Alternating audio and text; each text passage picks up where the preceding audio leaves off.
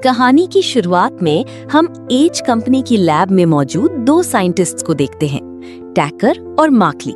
ये दोनों टमाटर का इस्तेमाल करके एक सीरम बनाने के लिए एक्सपेरिमेंट कर रहे होते हैं। वो बहुत सीरियस रिसर्च कर रहे होते हैं कि कैसे एक ऐसा सीरम बनाया जाए जो इंसान को हर किस्म के नुकसान से बचाए।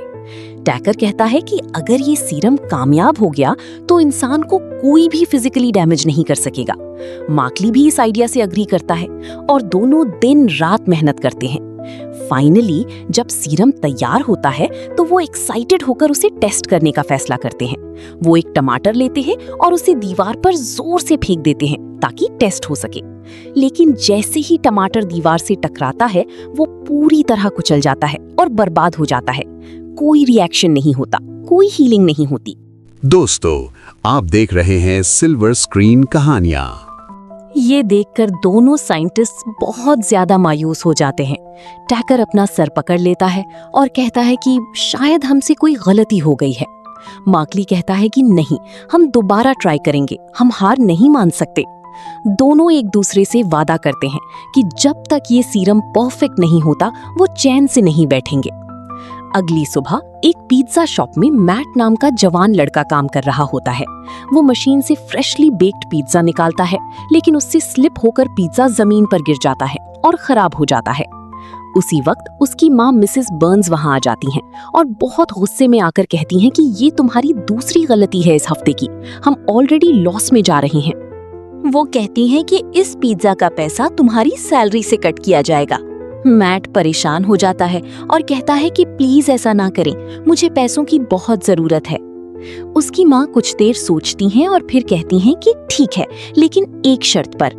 वो कहती हैं कि तुम्हें पिज्जा शॉप के बाहर खड़े होकर पिज्जा मैन की कॉस्ट्यूम पहनकर कस्टमर्स को अंदर बुलाना होगा, बिल्कुल वैसे ही जैसे तुम्हारे वालिद करते थे, जो अब इस दुनिया में नहीं है। मैट चुपचाप मजबूर होकर कॉस्ट्यूम पहन लेता है। बाहर एक महंगी कार आकर रुकती है। उसमें टॉड नाम का अमीर लड़का होता है जो कॉलेज का पॉपुलर बंदा होता है। उसके साथ उसकी गर्लफ्रेंड सूजन भी होती है। टॉड मैट को देखकर उसका मजाक उड़ाता है, उसे जलील करता है और उसकी पर्सनैलिटी का मजाक बनाता है। सूजन भी वहां होती है और मैट उसे देखकर अंदर ही अंदर हर्ट होता है क्योंकि वो उसे पसंद करता है। टॉड उसे कहता है कि तुम सिर्फ पिज्जा बॉय हो और तुम कुछ नहीं कर सकते। मैट बहुत ज्यादा एम्बैरेस्ड फील करता है। वो सोचता है कि शायद मैं यहाँ से चला जाऊं और ये जॉब छोड़ दूं। वो घर जाने का फैसला करता है, लेकिन उसकी माँ उसे रोक लेती हैं और कहती हैं कि तुम्हारे वालिद ने भी ये काम फख्र से किया था, ये कोई शर्म की बात नहीं। ये बात मैट के दिल पर लगती है और वो दोबारा अपना काम कंटिन्यू कर लेता है। दूसरी तरफ एज लैब में साइंटिस्ट्स दोबारा एक्सपेरिमेंट रिपीट करते हैं। इस दफा कुछ अजीब होता है। पहले कुचला हुआ टमेटो स्लोली अपने आप वापस जुड़ना शुरू कर देता है। दोनों साइंटिस्ट शॉक हो जाते हैं। वो देखते हैं कि टमेटो अपनी ब्रोकन स्टेट से वापस ओरिजिनल शेप में आ रहा है। वो दोबारा टेस्ट करते हैं और हर बार टोमेटो खुद को रिपेयर कर लेता है। अब उन्हें यकीन हो जाता है कि सीरम सक्सेसफुली बन गया है जो चीजों को रीजनरेट कर सकता है। वक्त गुजरता है और मैट अपनी नॉर्मल लाइफ जारी रखता है। वो पिज्जा शॉप और कॉलेज दोनों हैंडल कर रहा होता है, लेकिन बहुत थक जाता है। क्लास में वो प्रोफेसर टकर की लेक्चर में सो जाता है। प्रोफेसर उसे उठाकर कहता है कि अगर जिंदगी में कुछ बनना है तो फोकस करो। लैब का बॉस मिस्टर चिजल लैब में आता है और सीरम के रिजल्ट्स देखकर कहता है कि ये इन्वेंशन आर्मी के लिए परफेक्ट है। वो चाहता है कि सीरम को वेपन बना दिया जाए ताकि कोई भी आर्मी को डिफीट ना कर सके, लेकिन साइंटिस्ट इनकार कर देते हैं। वो कहते हैं कि हमने ये इंसानी भलाई के लिए बनाया है, ना कि जंग के लिए। इस बात पर टेंशन बढ़ जाती है। मार्कली सीक्रेटली मिस्टर चिजल के साथ मिल जाता है और बिट्रियल शुरू हो जाता है। वो सीरम का कंट्रोल लेना चाहते हैं। फिर अचानक लैब पर अटैक होता है। बदमाश साइंटिस्ट्स और सीरम को कैप्चर कर लेते हैं। कियोस हो जाता है, फायरिंग होती है।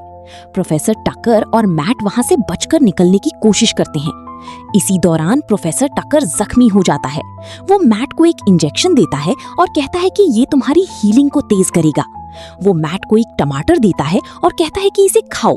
मैट टमाटर खा लेता है। अगले ही मोमेंट पर मैट को सुपर स्ट्रेंथ मिल जाती है। वो अपने हाथ से चीजें उठाकर टेस्ट करता है और हैरान हो जाता है कि वो बहुत ज्यादा पावरफुल हो गया है। दूसरी तरफ बिग चिजल यानी जॉन लैब पर कब्जा कर लेता है। वो सीरम और रिसर्च सब ले लेता है। वो अपनी आर्मी बनाता है और अपना नाम बिग चिजल रख लेता है। वो सीरम की वीकनेस डिस्कवर कर लेता है। सिगरेट स्मोक से पावर्स खत्म हो जाती हैं। वो कॉलेज पर अटैक करता है। मैट वहां होता है लेकिन स्मोक की वजह से अपनी पावर्स खो देता है। सूजन को कैप्चर कर लिया जाता है। मैट हेल्पलेस हो जाता है। बदमाश मैट को भी पकड़ लेते हैं और लैब ले जाते हैं जहां बिग चिजल उसका ब्लड लेना चाहता है।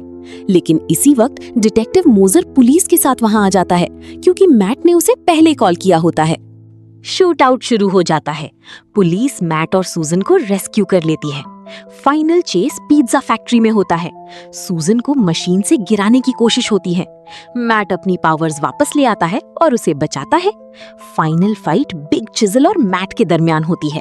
बिग चिजल एक फ्रीजिंग मशीन में गिर जाता है और बर्फ बनकर मर जाता है। डिटेक्टिव मोजर मैट को सल्यूट करता है। मैट अपनी आइडेंटिटी रिवील करता है। आखिर में मैट सूजन को अपने दिल की बात बताता है और सूजन उसे एक्सेप्ट कर लेती है। दोनों का लव स्टार्ट होता है और कहानी हैप्पी एंडिंग पर खत्म होती है। दोस्तों, अगर वीडियो पसंद आए तो लाइक एंड सब्सक्राइब करना मत भूलिएगा। देखते रहिए सिल्वर स्क्रीन कहानियां।